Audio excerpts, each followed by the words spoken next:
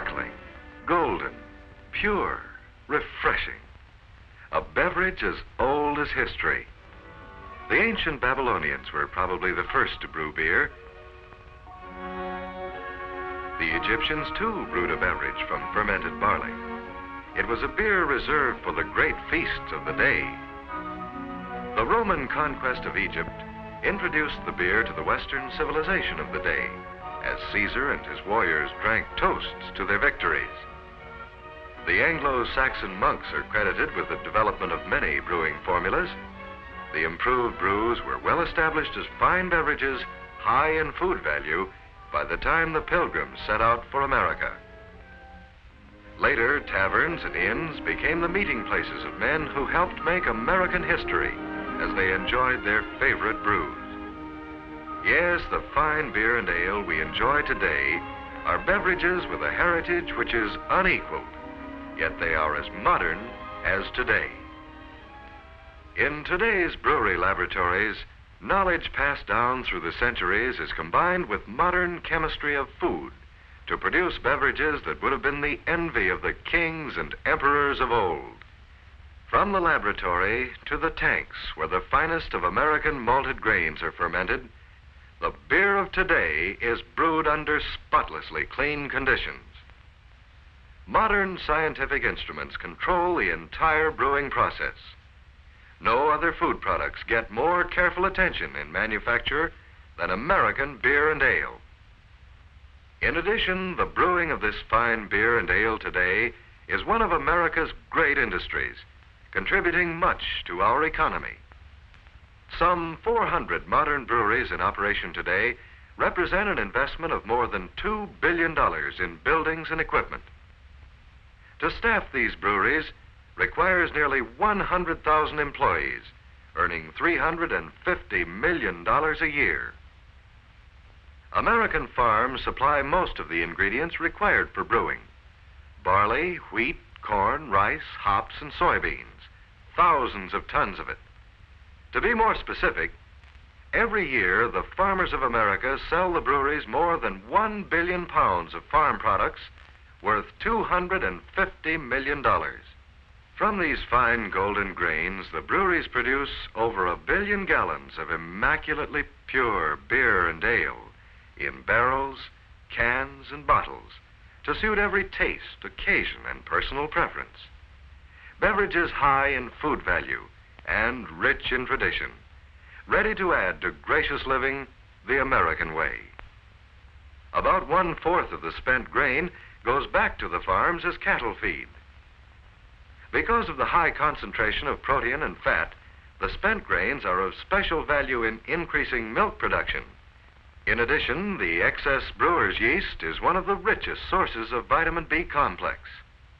Much of it is used in preparation of vitamin extracts for medicinal purposes. These byproducts are, of course, untaxed. But the beer and ale itself are subjected to heavy direct federal and state excise taxes. Taxes which help pay the cost of fine schools, modern highways for our pleasure and communication, and operation of our government. Taxes on beer and ale provide $850 million a year to state and federal governments.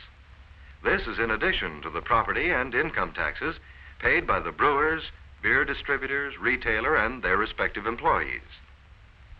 The brewing industry is proud of its contributions to America in fine malt beverages, employment, raw material purchases, byproducts, and taxes. And so are the people who form the link between the brewers and the consuming public. As the connecting link, the men and women who distribute, sell, and serve malt beverages have a two-way responsibility. To the brewers, they are responsible for the protection of the quality of the beer and ale they handle. To the American public, the sellers and servers of beer have an even greater responsibility. And that's because, to the public, they are the brewing industry. They are good American citizens who take their responsibilities seriously. The distributors, for example, they know the importance of cleanliness. They make every effort to keep their storage buildings and delivery trucks spotless.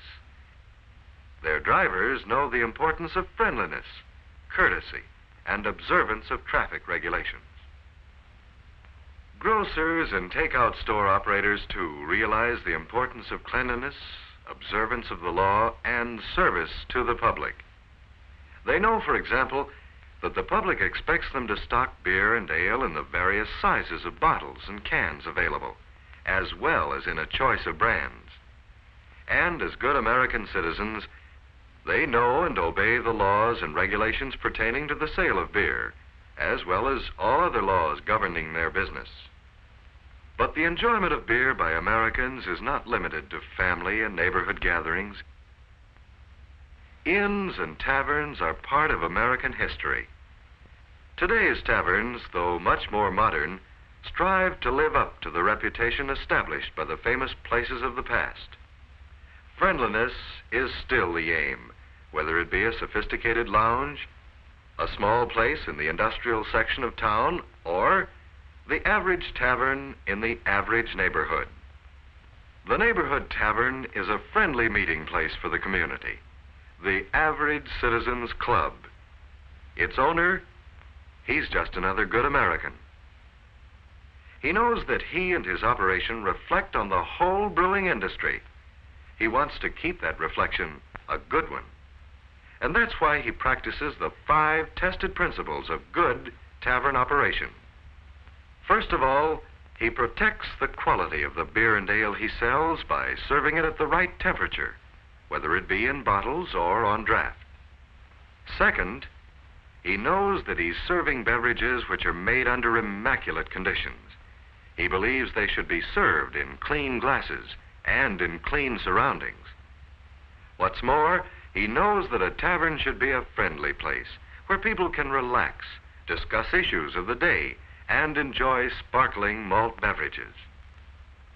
People who come into his place are his guests. You might call that hospitality, something people expect in a tavern. That's especially important when it comes to serving members of the armed forces, whether they be from a nearby post, just passing through, or residents of the community on leave. The tavern operator knows he and the community have a responsibility to servicemen and women.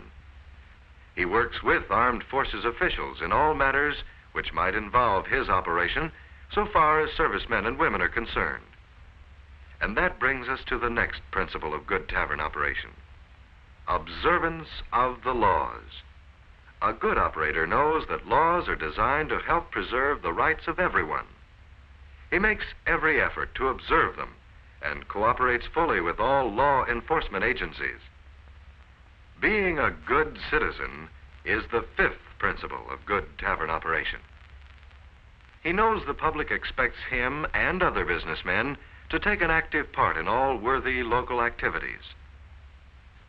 He knows he must also serve on committees and support activities like the Community Chest, March of Dimes, Cancer Fund, Chamber of Commerce, and similar organizations. Yes, quality of product, cleanliness, friendliness, observance of the law, and good citizenship. These are the principles. There are some who look for any opportunity to magnify every mistake and use it to seek prohibition of the malt beverages, which add to the enjoyment of gracious living. However, more than 1 million Americans are a part of this great industry. As long as they and the millions more Americans whom they serve continue to live up to the fine heritage of beer and brewing, we can continue to enjoy gracious living with the help of fine beer and ale.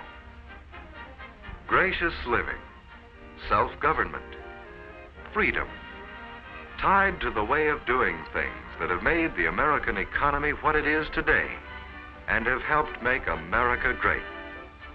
That's the way we, as Americans, like it.